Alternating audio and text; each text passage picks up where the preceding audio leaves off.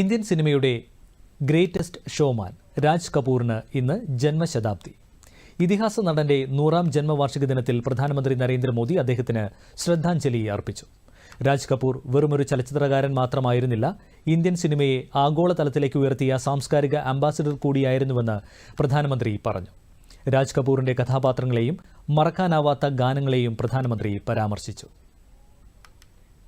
ഇതിഹാസ നടന്റെ 100ാം ജന്മവാർഷിക ദിനത്തിൽ പ്രധാനമന്ത്രി നരേന്ദ്രമോദി അദ്ദേഹത്തിന് ശ്രദ്ധാഞ്ജലി അർപ്പിച്ചു. രാജ് കപൂർ വെറുമൊരു ചലച്ചിത്രകാരൻ മാത്രമായിരുന്നില്ല, ഇന്ത്യൻ സിനിമയെ ആഗോളതലത്തിലേക്ക് ഉയർത്തിയ സാംസ്കാരിക അംബാസഡർ കൂടിയായിരുന്നുവെന്ന് പ്രധാനമന്ത്രി പറഞ്ഞു.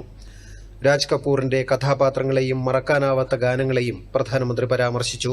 രാജ് സാബ് का 100वां जन्मदिन यानी हिंदुस्तान की फिल्म इंडस्ट्री की स्वर्णिम यात्रा का वो कालखंड है जी.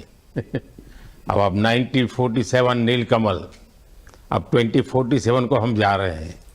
100 साल की एक प्रकार से जब यात्रा बनेगी तो कितना बड़ा देश को कंट्रीब्यूशन है. आजकल हमारे यहाँ डिप्लोमेटिक वर्ल्ड में सॉफ्ट पावर इसकी बहुत चर्चा होती है कि भाई जिस जमाने में सॉफ्ट पावर शब्द का जन्म नहीं हुआ होगा, शायद राज कपूर साहब ने दुनिया में भारत के सॉफ्ट पावर की ताकत को एस्टाब्लिश कर दिया था. 24ാം വയസ്സിൽ RK സ്റ്റുഡിയോ സ്ഥാപിച്ചും ആഗ് സംവിധാനം ചെയ്തും രാജ് കപൂർ കുറിച്ചത് ബോളിവുഡിന്റെ മാത്രമല്ല ഇന്ത്യൻ സിനിമയുടെ ചരിത്രം കൂടിയായിരുന്നു. നിരൂപക പ്രശംസ പിടിച്ചുപറ്റിയ ആവാര ബോളിവുഡ് സിനിമയുടെ നാഴികക്കല്ലായാണ് വിശേഷിപ്പിക്കപ്പെടുന്നത്. ചാർലി ചാപ്ലിനിൽ നിന്ന് പ്രചോദനം ഉൾക്കൊണ്ട് ചെയ്ത ആവാര പാംഡിയോറിലും കാനിലും മത്സര വിഭാഗത്തിൽ പ്രദർശിപ്പിച്ചു. ചിത്രം വിദേശ രാജ്യങ്ങളിലും സൂപ്പർ ഹിറ്റായിരുന്നു.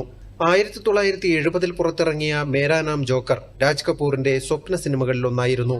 ബോക്സ് ഓഫീസിൽ പരാജയപ്പെട്ടെങ്കിലും പിൽക്കാലത്ത് രാജ് കപൂറിന്റെ ഏറ്റവും മികച്ച ചിത്രമായും 20ാം നൂറ്റാണ്ടിലെ ഏറ്റവും മികച്ച ലോക സിനിമകളിലൊന്നായും മേരാ നാം ജോക്കർ വിലയിരുത്തപ്പെട്ടു. 1971-ൽ പത്മഭൂഷണും 88-ൽ ദാദാസാഹിബ് ഫാൽക്കെ പുരസ്കാരവും നൽകി രാഷ്ട്രം ആ മഹാപ്രതിഭയെ ആദരിച്ചു. പതിറ്റാണ്ടുകൾക്കിപ്പുറവും ഇന്ത്യൻ സിനിമയിൽ രാജ് കപൂറിന്റെ സിംഹാസനം ഒഴിഞ്ഞുകിടക്കുന്നു. News desk, Doordarshan.